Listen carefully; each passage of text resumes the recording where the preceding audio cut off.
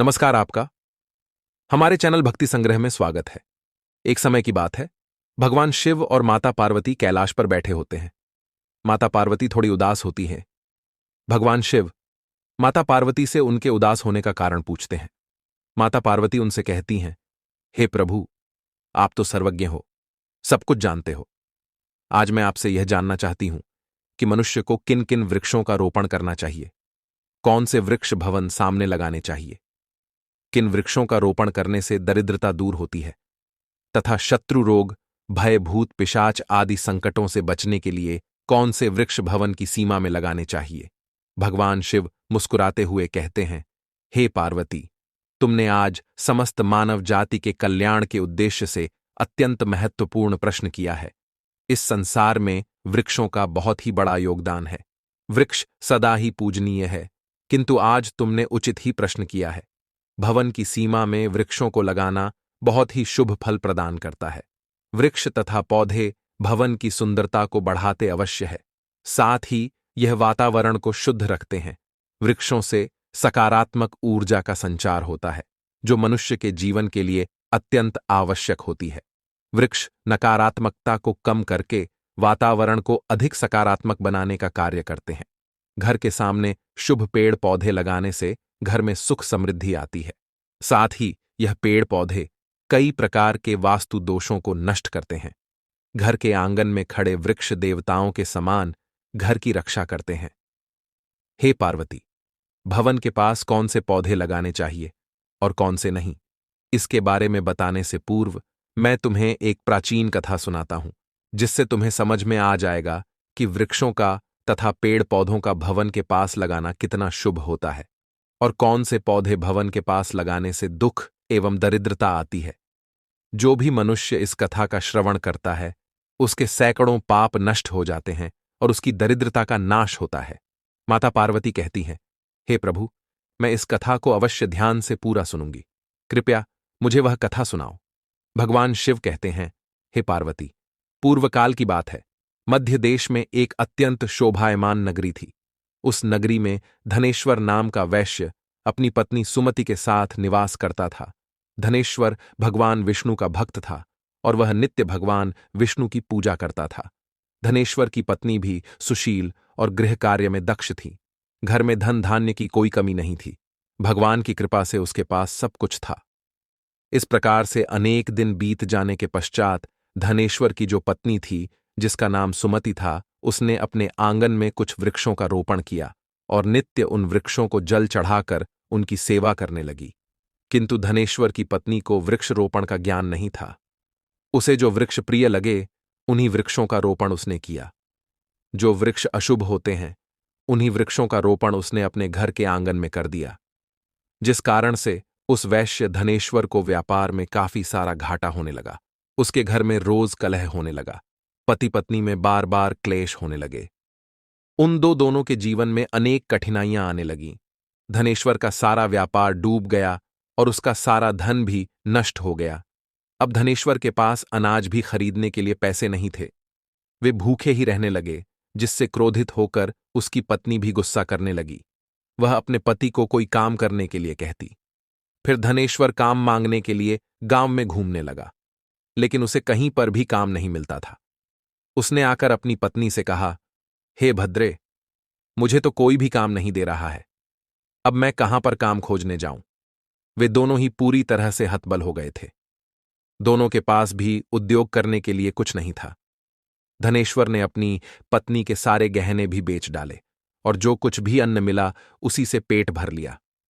इस प्रकार से अशुभ वृक्ष लगाने के कारण दोनों के ही जीवन में घोर दरिद्रता और संकट आने लगे, किंतु वे दोनों ही इस बात को नहीं जानते थे। फिर एक दिन एक साधु महात्मा धनेश्वर के घर पर पधार हैं। उन्हें देखकर धनेश्वर उन्हें प्रणाम करता है और कहता है, हे साधु महाराज, पधारिए, इस गरीब के घर में आपका स्वागत है। कहिए, मैं आपकी किस प्रकार से सहायता कर सकता हूं। वे साधु महाराज कहने लगते हैं, हे महोदय, मैं तीर्थ यात्रा पर निकला हूं, विश्राम करने के लिए कोई जगह खोज रहा हूं। यदि आपको कोई कष्ट ना हो तो मुझे अपने घर में स्थान दे दो। मैं अनेक दिनों से भूखा हूं, कुछ भोजन भी प्राप्त हो जाए तो बड़ी कृपा होगी। साधु महाराज के ऐसे वचन सुनकर वह धनेश्वर कहने लगा, हे साधु महात्मा, आप अवश्य ही कोई पुण्यात्मा दिखाई पड़ते हैं।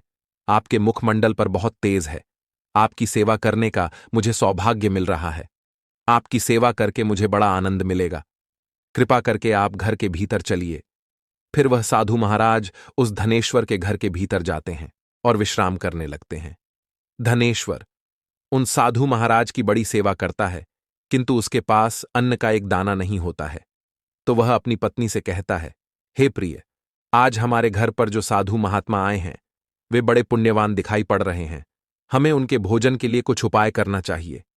मैं गांव में जाकर किसी से थोड़ा सा धन मांग कर लाता हूं। इतना कहकर वह धनेश्वर गांव में एक सेठ के घर पर जाता है और उस सेठ से थोड़ा सा धन देने की विनती करता है। किंतु वह सेठ उस वैश्य को धन देने से इनकार करता है और कहता है, तुम्हारे पास तो फूटी कौड़ी नहीं है, तुम मेरा धन कैसे वापस करोगे? धनेश्वर कहता है, हे सेठ, कृपा करके आप मुझे थोड़ा सा धन दीजिए, मैं जल्दी ही आपको लौटा दूंगा। यदि मैं धन नहीं लौटा पाया, आप मेरा घर ले लीजिए।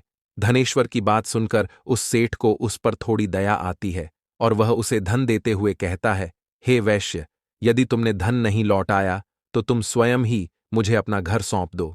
धनेश्वर कहता है, हे सेठ, मैं वचन देता हूं, यदि मैंने धन नहीं लौटाया तो मैं आपको मेरा घर सौंप दूंगा। फिर धनेश्वर उस सेठ से धन लेकर बाजार से दूध, चावल, सब्जी, आटा, शक्कर आदि चीजें खरीद लेता है और लौटकर अपने घर आ जाता है। फिर वह अपनी पत्नी से कहता है, हे प्रिय, तुम उन साधु महात्मा के लिए भोजन बनाओ।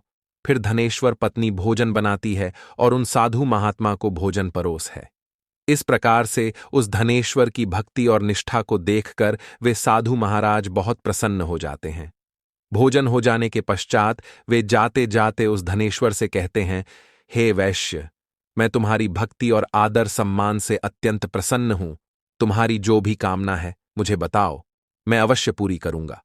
तब वह धनेश्वर कहता है, हे महात्मा, आपका आशीर्वाद ही हमारे लिए सब कुछ है, किंतु मैं आपसे यह जानना चाहता हूं कि किस पाप के कारण मुझे दरिद्रता का दुख भोगना पड़ रहा है।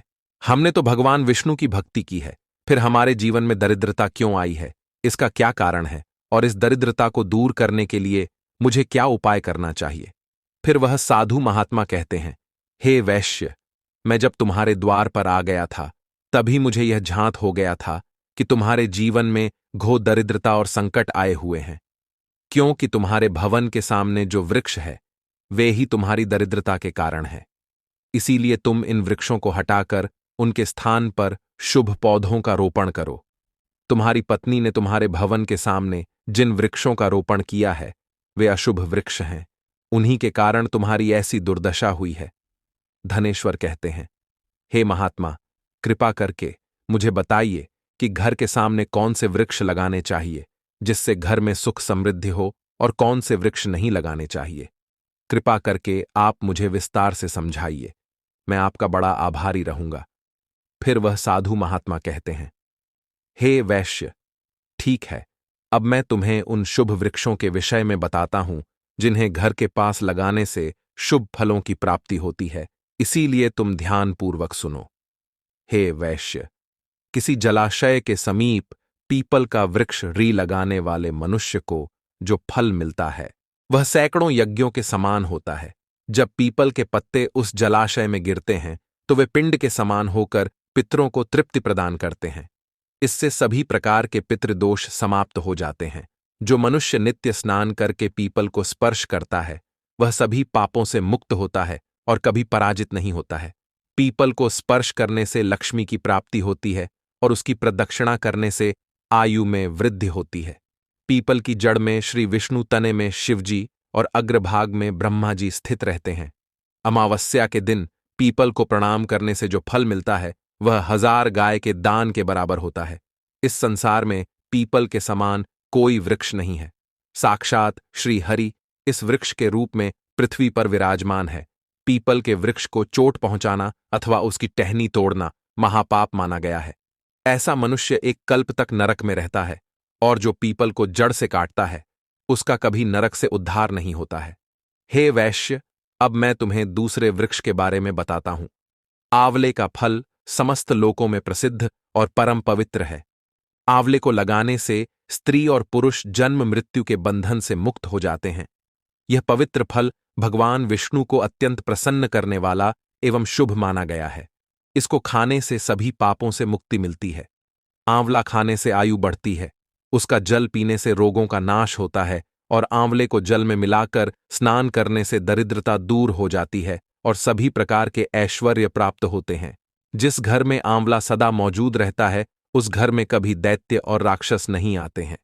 एकादशी के दिन अगर आंवला मिल जाए तो संसार के सभी तीर्थों से बढ़कर फल प्राप्त होता है।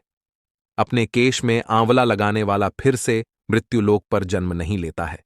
जिस घर के सामने आंवले का वृक्ष होता है वहां पर साक्षात लक्ष्मी नारायण निवास करते हैं। तीसरा है अशोक का वृक्ष।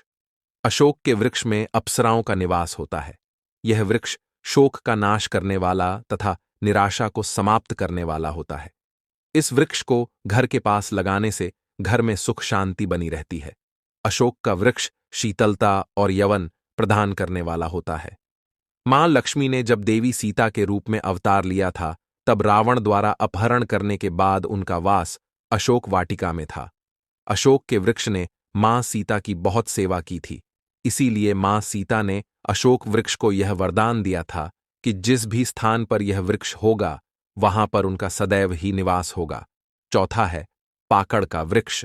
प्रत्येक मनुष्य को पाकड़ का वृक्ष अवश्य लगाना चाहिए। यह वृक्ष लगाने से जो फल मिलता है वह महायज्ञ के समान होता है।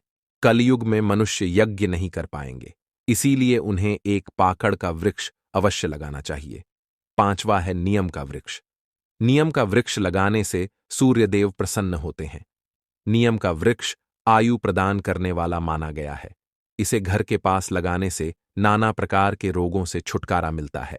मां लक्ष्मी को नियम के पत्ते अत्यंत प्रिय होते हैं, इसीलिए नियम के वृक्ष के पास निवास करती है।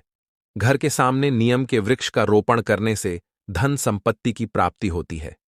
छठा है जामुन का वृक्ष। यदि कोई मनुष्य कन्या प्राप्ति की कामना करता है तो उसे जामुन का वृक्ष अवश्य लगाना चाहिए। जिस मनुष्य के घर के सामने जामुन का वृक्ष होता है उसके घर में कन्या का जन्म होता है जो कुल का गौरव बढ़ाती है। सातवां है बेल का वृक्ष। बेल के वृक्ष में भगवान शिव और गुलाब में देवी पार्वती का निवास है।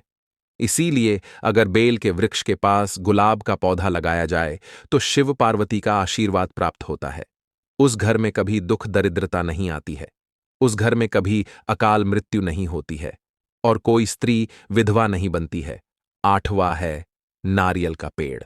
नारियल का पेड़ लगाने से पुरुष अनेक स्त्री का पति बनता है। नारियल किसी भी धार्मिक अनुष्ठान का आवश्यक अंग होता है।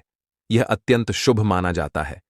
घर के आंगन में नारियल का पेड़ होने से उस घर में हमेशा शुभता होती है और उस घर के सदस्यों का समाज में बहुत मान सम्मान होता है।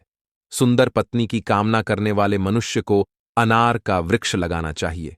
पलाश का पेड़ ब्रह्म तेज प्रदान करता है, इसीलिए इसका रोपण अवश्य करना चाहिए। वंश वृद्धि और संतान प्राप्ति की कामना करने वाले मनुष्य को अंकोल का वृक्ष अवश्य लगाना चाहिए। अगर मनुष्य किसी बीमारी से पीड़ित है तो उसे खैर का वृक्ष लगाना चाहिए। खैर का वृक्ष लगाने से बड़े बड़े रोग नष्ट हो जाते हैं। यह वृक्ष आरोग्य प्रदान करने वाला होता है।